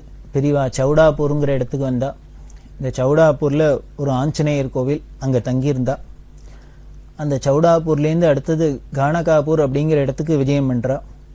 இந்த கானகாப்பூர் அப்படிங்கிறது ரொம்ப பிரசித்தமான க்ஷேத்திரம். அதுல அமர்யா அப்படின்னு ஒரு நதி, அந்த நதிக்கரையில இருக்கு. அங்க தத்தாத்திரேயரோட அவதாரமான நரசிம்ம சரஸ்வதி அப்படின்னு ஒரு பெரிய மகான், சுவாமி நரசிம்ம சரஸ்வதி அப்படின்னு ஒரு பெரிய மகான், அவரை சாட்சாத் தத்தாத்திரேயரோட அவதாரமா சொல்லுவா. அவர் இந்த கணகாப்பூர்ல பிறந்தார். அந்த கணகாப்பூர்ல இந்த அமர்யா நதிக்கரையில ஒரு பெரிய ஔதும்பர விருட்சம் இருக்கு. அதாவது ஔதும்பர விருட்சம் அப்படின்னா அத்தி மரம். இந்த அத்தி மரத்துக்கு அடியில தான் தத்தாத்திரேயர் இருக்கிறதா ஐதீகம். தத்தாத்திரேயர் அப்படிங்கிறது திருமூர்த்திகளோட அவதாரம் அப்படிங்கிறது எல்லாருக்கும் தெரியும். அத்ரிங்கிற மகரிஷி, அத்ரியோட மகரிஷிக்கு அனுசூயா அப்படிங்கிற அவரோட பத்தினிக்கும் பிரம்மா விஷ்ணு சிவன் 3 பேரும் குழந்தைகளா வந்து பிறந்தா. இப்படி திருமூர்த்திகளோட ஸ்வரூபம், பிரம்ம விஷ்ணு சிவ ஸ்வரூபம் தான் இந்த தத்தாத்திரேயர்ங்கிற மகரிஷி அவதாரம். அத்திரிக்கு பிள்ளையா பிறந்ததுனால ஆத்திரேயர், அதனால தத்தாத்திரேயர் அப்படின்னு அவருக்கு பேரு. அவரோட அவதாரமாவே இந்த நரசிம்ம சரஸ்வதி சுவாமியில சொல்ற வழக்கம்.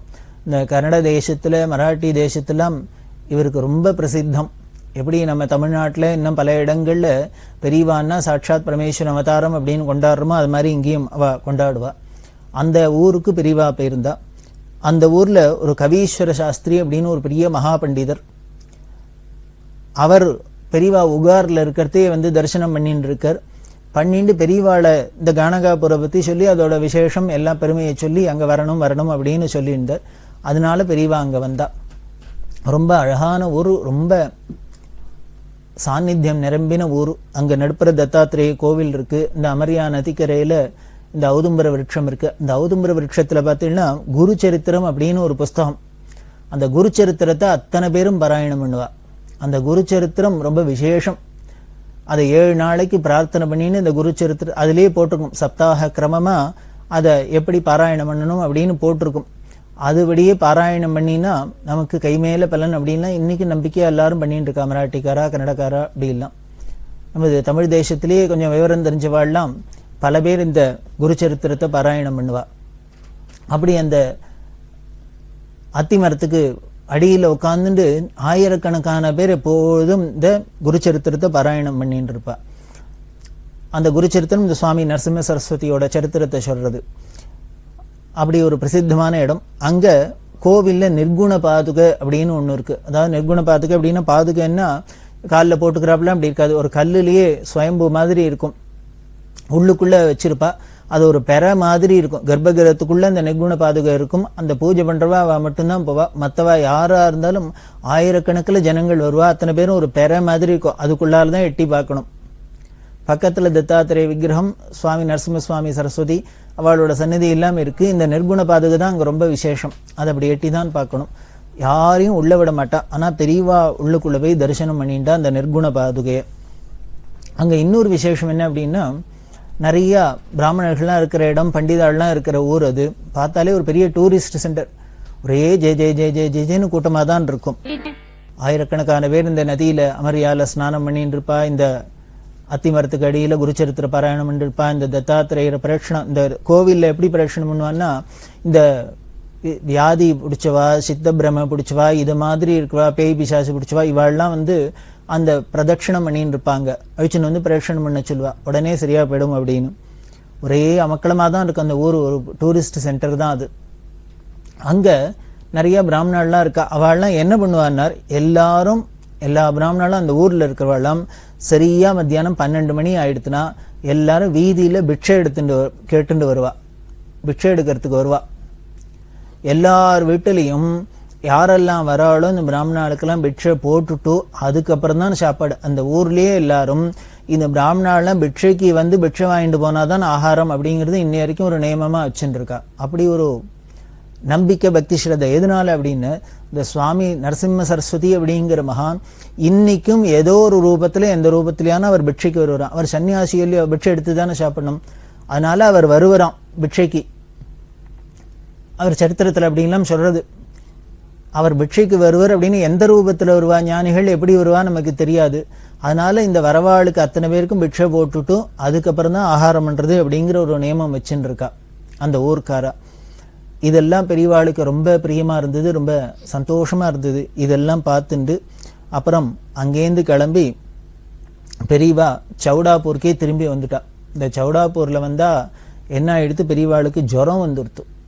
நல்ல 102 டிகிரி ஜுரம் அடிக்கிறது, உடம்பு தூக்கி தூக்கி போறது, குளிரா இருக்கு, இப்படி ஏகப்பட்ட ஃபீவர்.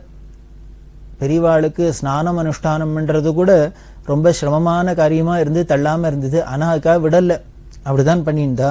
அங்க பார்த்தா சோளத்தட்டையெல்லாம் போட்டு மறைச்சு ஒரு ரூம் மாதிரி தயார் பண்ணியிருந்தா. அதுல பெரியவா படுத்துன்னு இருக்கா. சாயந்தரம் அனுஷ்டானம் கூட பண்றதுக்கு ஏந்திருக்க முடியாத அப்படியே படுத்துனே பண்ற அளவுக்கு அவ படுத்துருந்தா. ஒன்னும் ஆகாரம் ஒண்ணும் இல்லை.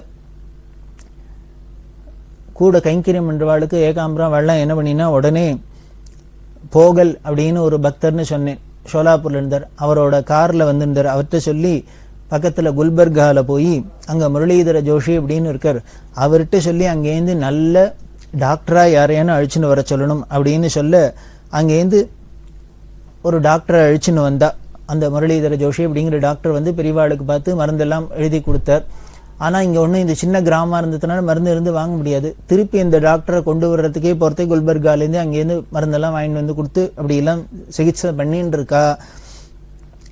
அப்படி இருக்கிறதே என்ன பண்ணினார், ஒன்னும் ஆகாரம் இல்லையா, பெரியவாளுக்கு பிக்ஷை இல்லை. அதனால ஸ்ரீகண்டன் கைங்கரியம் என்ற பெரியவாளுக்கு பாலை காய்ச்சி பெரியவாளுக்கு கொடுக்கறதுக்குன்னு ஒரு வெங்கல கூஜா இருக்கும். அந்த கூஜால அந்த பாலை விட்டு மூடி பெரியவாளுக்கு பக்கத்துல வச்சுட்டார். பெரியவாளாவே எப்போ ஏந்துண்டு அவ எடுத்துக்கிறாளோ எடுத்துக்கிட்டும் அப்படிங்கிறதுக்காக. இவாள்லாம் வெளியில உட்காந்துட்டு பேசிக்கிச்சுன்னு ஏதோ இவா ஆகாரத்தை பண்ணிட்டு பேசிக்கிச்சுன்னு இருக்கா. அப்ப திடீர்னு பார்த்தா பெரியவா உள்ள ஒரே சத்தம், என்ன ஏதுன்னு விழுந்தடிச்சுன்னு ஓடி போய் பார்த்தா இந்த பால் கூஜால இந்த மூடியை தள்ளிவிட்டு ஒரு பூனை வந்து தலையை உள்ள விட்டுன்னு பாலை குடிக்கிறதுக்கு இருக்கு. கூஜா வாய் இத்தினூண்டுகா இருக்கும். இந்த கூஜாவுக்குள்ள இது தலையை விட்டு கொடுத்து திருப்பி எடுக்க முடியல. அது தவியா தவிக்கிறது. அதனால இப்படி குதிக்கிறது அப்படி குதிக்கிறது. என்ன பண்ணுது, பெரியவாளானா பக்கத்துல படுத்துட்டு இருக்கா, என்ன பண்றதுன்னு தெரியல. இவாளுக்கெல்லாம் பயந்து போயிட்டா. சரி அதை புடிச்சு எடுத்து வெளியில எடுக்கலான்னா பயமா இருக்கு, அது பிராண்டி இண்டி ஏதாவது பண்ணிவிடுவோம் அப்படின்னு. என்ன அவ்வளவு உக்ரமா ஆக்ரோஷமா குதிக்கிறது. ஏகாம்பரம் சொல்லு, ஒரு ஆளு 2 ஆள் உசரத்துக்கு எம்பி குதிச்சுது அந்த கூஜாவை தலைக்குள்ளே விட்டுண்டு அப்படின்னு. அது பாடுபட அது ஒரு வழியா வெளியில வந்தது. வெளியில வந்தா அங்கேயும் குதிக்கிறது. இவாளுக்கு என்ன பண்றதுன்னு தெரியல. இப்படி குதிச்சு அது ஒரு வழியா டயர்டாகி கீழே படுத்துன்னு கொடுத்து. அந்த சமயத்துல பார்த்து இவா ஒரு ஷாக்கை போட்டு அது மேல போட்டு மூடி அந்த பூனையை ஒருத்தர் பிடிச்சுன்னு கூஜா ஒருத்தர் பிடிச்சுன்னு இழுக்க ஒரு வழியா பித்தையும் முடிச்சுன்னு இந்த பூனை ஓடி போச்சு. இதெல்லாம் பெரியவா பார்த்துட்டு விஷாதம் இருக்கா, சாட்சி மாத்திரம் வேடிக்கை பார்த்துன்னு இருக்கா. இந்த கூட இருக்கிறவாளுக்கெல்லாம் ஆச்சரியமா இருந்து பாரு, ஒரு பூனை பாலுக்கு ஆசைப்பட்டுட்டு பால் குடிக்க வந்து கடைசியில தலையை விட்டுட்டு எடுக்க முடியாத எப்படி திண்டாடி இருக்கு அப்படின்னு. ஆனால் இத பார்த்தோன்னு கண்ணன்னு பெரியவாள்கிட்ட கைங்கரியம் பண்றார். அவர் கூட இருக்கிறவாள்கிட்ட சொல்ற, பாரு பெரியவாளுக்குன்னு வச்சிருந்த ஒரு சாமான அவளுக்கு வச்சிருந்த பாலை போய் குடிக்கிறதுக்கு திருட்டுத்தனமா குடிக்க ஆசைப்பட்டு இந்த பூனைக்கு என்ன கதி ஆயிடுத்து பாரு, என்ன பாடுபட்டது. இதுல இருந்து தெரியறது பெரியவாளுக்கு அப்படிங்கறது, பெரியவா விஷயத்துல யாரானும் ஆசைப்பட்டு அவளுக்கு ஏதானு நாம கெடுதல் நினைச்சுட்டு போனோம்னா நமக்கு எப்படி இல்லாம என்னென்ன சிரமப்படணும் அப்படின்னு கை மேல பலன் மாதிரி இந்த பூனை கிடைக்கிறது. இதுல இருந்து அவர் விளையாட்டா சொல்லுவார், இப்படி இப்ப இந்த பூனை பட்ட ஒரு பாலுக்கு ஆசைப்பட்டுட்டு இப்படி திண்டாடித்து நாமெல்லாம் என்னெல்லாம் திண்டாட போறோமோ எல்லாரும் அப்படின்னு அவர் விளையாட்டா சொல்லுவார். ஏன்னா ஞானியோ இல்லையோ, பிரம்ம ஞானிகளோ இல்லையோ, அவளுக்கு ஒரு ஆசையும் கிடையாது. அவளுக்கு நாம கைங்கரியம் பண்ணணும், அவள்கிட்ட பக்தி ஸ்ரத்தையா இருக்கணும், அதுதான் முக்கியம். அப்படி இல்லாத நாம ஏதானும் விகல்பமா இருந்து அவளுக்கு ஏதானும் இடைஞ்சல் பண்ணினோம்னா நிச்சயம் அதுக்கு பலவிதமான பலன் உண்டு. அதுக்கு ஒட்டிக்கிரட்டியா நாம சிரமப்பட்டு அனுபவிக்கணும். அதெல்லாம் இந்த பூனை கதை நமக்கு காமிக்கிறது. இது இவா பார்த்துருந்தா சௌடாப்பூர்ல பெரியவா முன்னாலே குழந்தை பருவத்திலே இது மாதிரி ஒண்ணு பார்த்துருக்கோம். பெரியவா குழந்தையா இருக்கிறதே, சுவாமிநாதனா இருக்கிறதே, வீட்டுல தூங்கின்னு இருக்கிறதே, ராத்திரி ஒரே சமையல் உள்ள சத்தம். என்னன்னா அங்க வெள்ளை குடத்துக்குள்ள ஒரு மரநாய் தலையை விட்டுண்டு வெள்ளந்துங்கிற ஆசையில உள்ளுக்குள்ள விட்டு எடுக்க முடியாத வந்து அதுக்கப்புறம் எல்லாரும் அக்கம் பக்கத்துல இருக்க வெள்ளம் தூங்கி எழுந்துட்டு ராத்திரி ஒரே மக்களமாயி வெளியில பிடிச்சி இழுத்து இந்த மரநாயை விட்டா அப்படின்னு. அதுலேருந்து பெரியவா நான் கத்துண்ட பாடம் அப்படின்னு பின்னால சொல்றா. என்னன்னு, ஒரு வெள்ளத்துக்கு ஆசைப்பட்டுன்னு அந்த வெள்ள வாசனையை பார்த்துட்டு வெள்ளத்துக்கு ஆசைப்பட்டுன்னு இந்த மரணாய் போய் திங்கறதுக்கு போக கடைசியில என்ன எடுத்துன்னு அதுவே பெரிய நமக்கு சிரமமா போயிடுத்து, இடைஞ்சலா போயிடுத்து. அது உள்ளுக்குள்ள தலையை விட்டுன்னு வெளியில வர முடியாத போச்சு. இதுலேருந்து என்ன புரிஞ்சுது அப்படின்னு, இந்த உலகத்துல எதையான ஆசைப்பட்டுன்னு நாம போய் அதுல விழுந்துட்டோம்னா அதுக்கப்புறம் அதுலேருந்து மீண்டு வர முடியாத திண்டாடுறோம். இதுதான் இந்த லோகத்தோட குணம் தான். மாயை அப்படிங்கிறோம், இந்த மோகிக்க வைக்கிறது அப்படிங்கிறோம். இந்த மோகத்துல மாயையில விழுந்துட்டோம்னா அப்புறம் அதுலேருந்து திரும்பி எழுந்திருக்க முடியல. அதை எப்படி முடியும் அப்படின்னு, குரு கிருபை இருந்தாதான் முடியும். அந்த குரு கிருபைக்காக தான் நாம இப்படி எல்லாம் பிரயத்தனப்படுறோம். அப்படி இந்த பெரியவா சரித்திரத்தை கேட்டாலே, இந்த மாதிரி சரித்திரங்களை கேட்டாலே நமக்கு இந்த மாயாமோகம் விடுபடும் அப்படின்னு சொல்லி தொடர்ந்து நாம பார்ப்போம். பெரியவா சரணம். இந்நிகழ்ச்சியின் அடுத்த பகுதி நாளை மாலை இதே நேரத்தில் ஒளிபரப்பாகும். பெரியவா சரணம். பெரியவா சரணம். அடுத்த நிகழ்ச்சி திருவாசக இன்னிசை.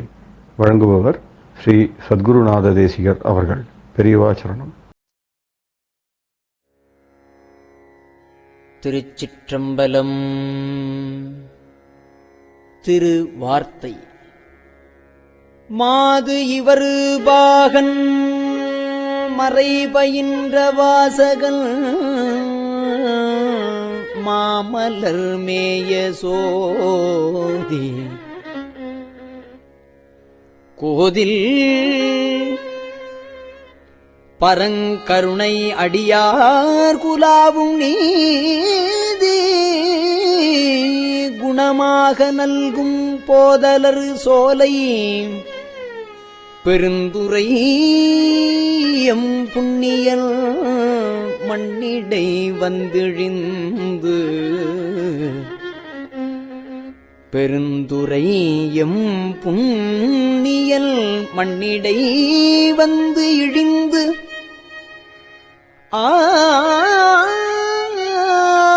ஆதிப்பிரமும் வெளிப்படுத்த அருள் அறிவார் எம்பிரானாவாரே.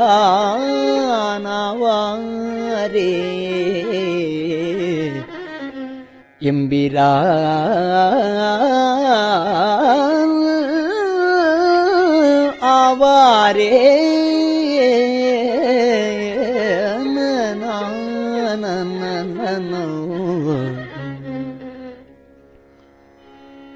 மாலையன் வானவர் கோனும் வந்து மாலையன் வானவர் கோனும் வந்து வணங்க அவர்க்கு அருள் செய்த ஈசன் ஞாலம் அதனிடை பந்திழிந்து நன்னறி காட்டி நலம் திகழும் கோலமணி அணிமாடம் கோல மணி அணிமாடம் நீடு குலாவும் இடைவை மட நல்லாட்கு சீலமிக கருணை அளிக்கும் திறம் அறிவார் எம்பிரானாவாரே.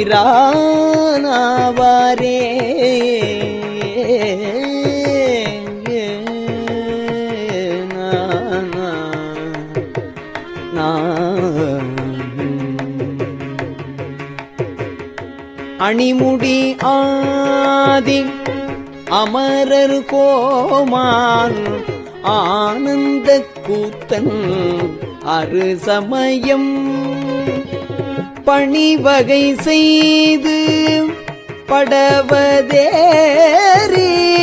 பாரோடு விண்ணும் பரவியேத்த பிணிகட நல்கும் பெருந்துரையும் பேரருளாளல் பெண்பால் உகந்து மணிவலை கொண்டு வார் மீன் விசிறும் வகை அறிவார் எம்பிரானாவாரே.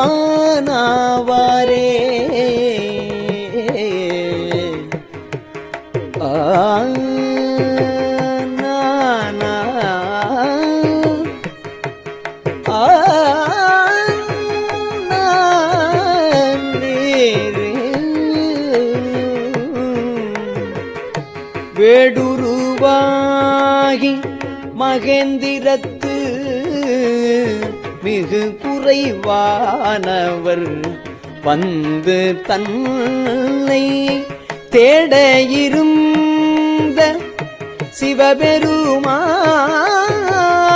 சிந்தனை செய்து அடியோங்கள் உய்ய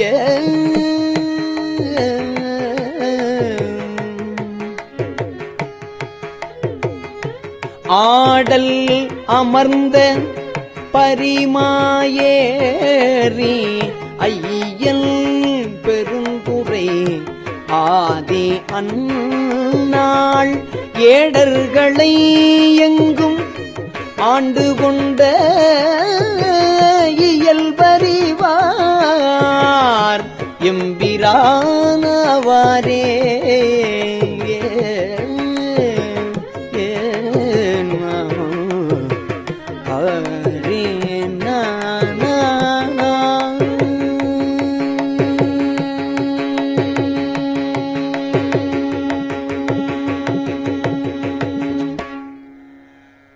வந்து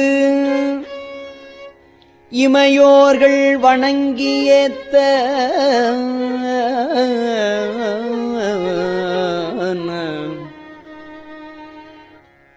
மா கருணை கடலாய் அடியாறு பந்தனை விண்டு அறநல்கும் எங்கள் பரமன் பெருந்துரை ஆதியன்னாள் உந்து திரைக்கடலை கடைந்து அன்று ஓங்கு மதிலி இலங்கை அதனில் உந்து திரைக்கடலை கடந்து அன்று ஓங்கு மதில் இலங்கை அதனில் பந்தனை மெல் விரலாள்க்கு அருளும் பரிசறிவார் எம்பிரான் ஆவாரே.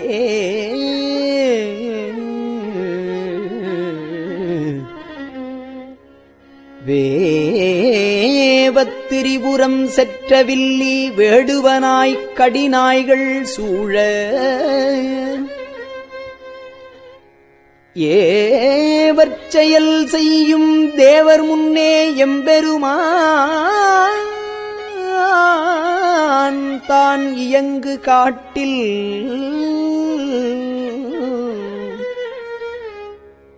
ஏ உண்ட பன்றிக்கு இறங்கி ஈசன் எந்தை பெருந்துரை ஆதி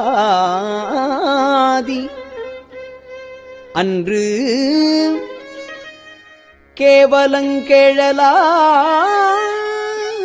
கேவலங்கேழலாய் பால் கொடுத்த கிடப்பு அறிவார் எம்பிரான் ஆவாரே.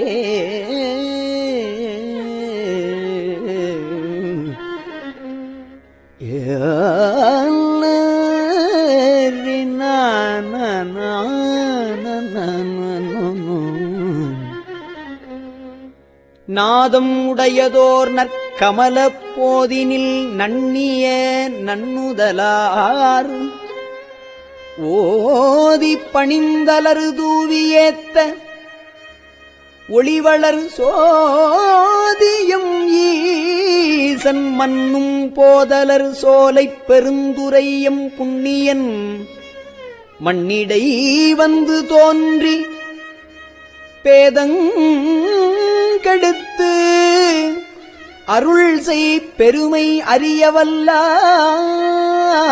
எம்பிரான் ஆவாரே.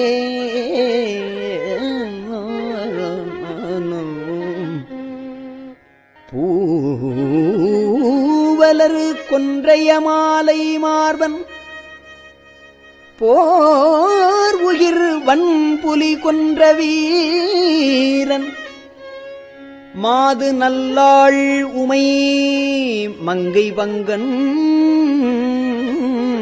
வன்பொழில் சூழ்த்தென் பெருந்துரைக்கோன் ஏதில்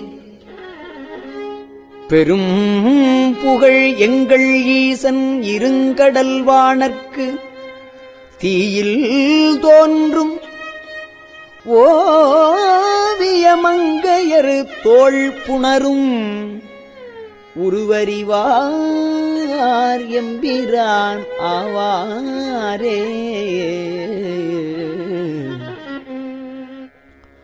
தூவெள்ளை நீரணி எம்பெருமான் தூவெள்ளை நீரணி எம்பெருமான் சோதி மகேந்திரநாதன்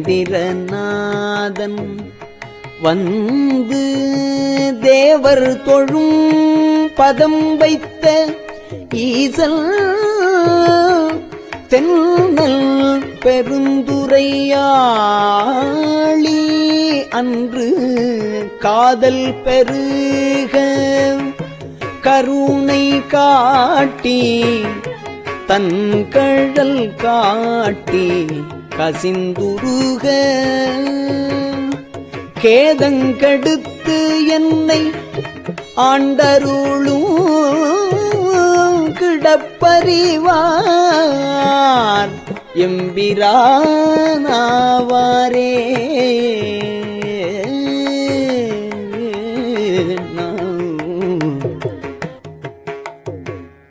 அங்கணன் எங்கள் அமரர் பெம்மான் அடியார்க்கமுதன் அவனி வந்த எங்கள் பிரான் இரும் பாசம் தீர இகபரமாயதோர்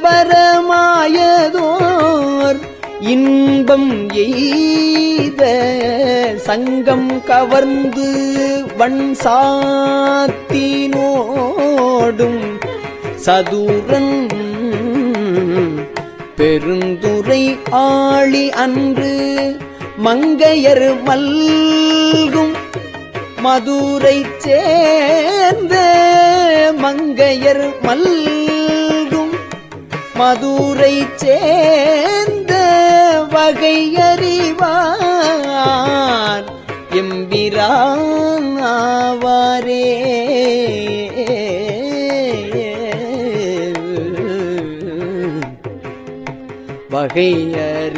வகையறிவார் எம்பிரான் ஆவாரே.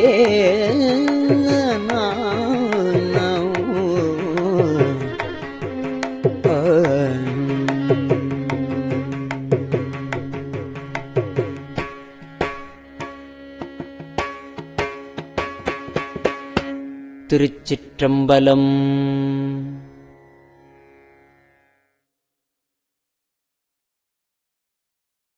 பெரியவா சரணம். இந்நிகழ்ச்சியின் அடுத்த பகுதி நாளை மாலை இதே நேரத்தில் ஒளிபரப்பாகும். பெரியவா சரணம். பெரியவா சரணம். பெரியவா வானொலியின் இன்றைய நிகழ்ச்சிகளின் நிறைவாக திருப்பொன்னூசல் வழங்குபவர் சத்குருநாத தேசிகர் அவர்கள். பெரியவா சரணம். திருச்சிற்றம்பலம். திருப்பொன்னூசல்.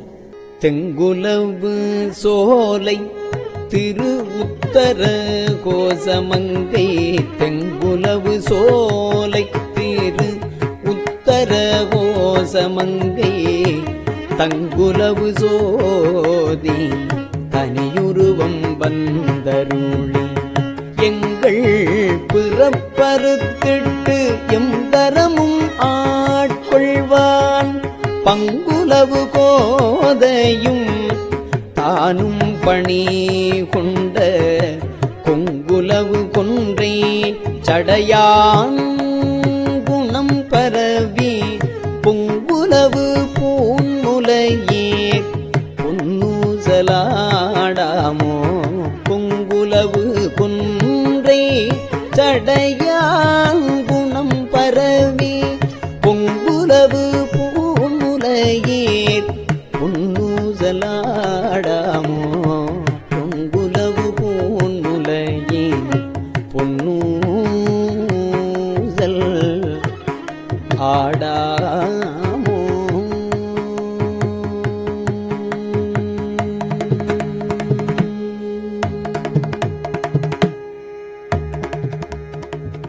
திருச்சிற்றம்பலம்.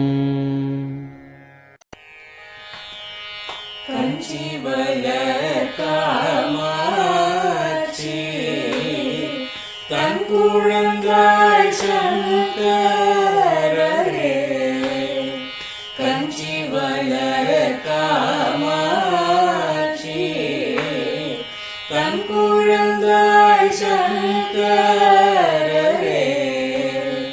குரு சந்திரசேகரரே,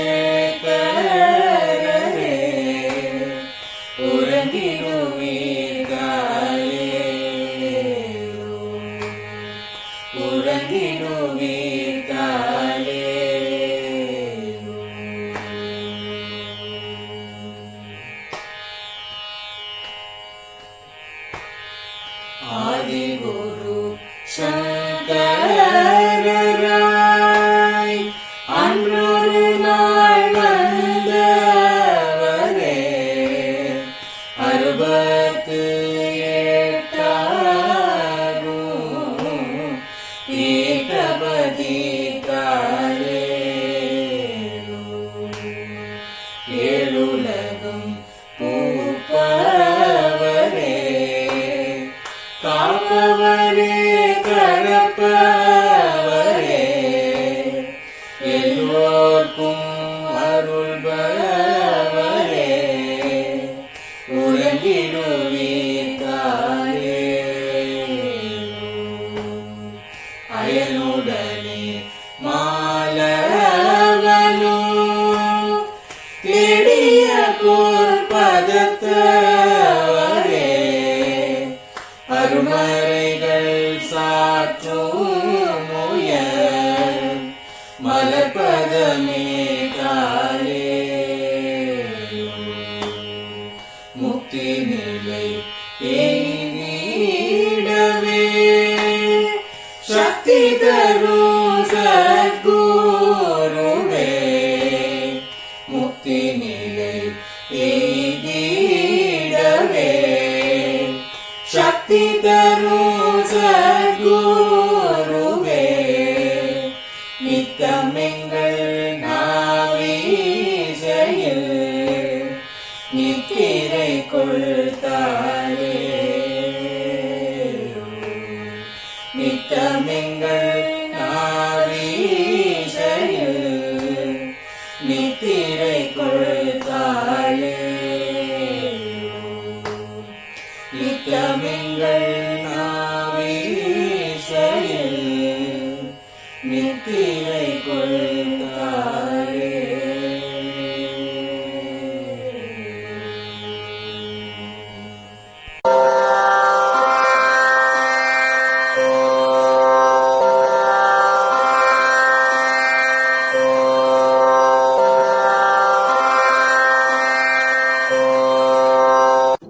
பெரியவா சரணம். பெரியவா வானொலியின் மாலை நிகழ்ச்சிகள் இத்துடன் நிறைவடைகின்றன. எமது அடுத்த ஒளிபரப்பு நாளை காலை இந்திய நேரப்படி 6 மணிக்கு துவங்கும். பெரியவா சரணம்.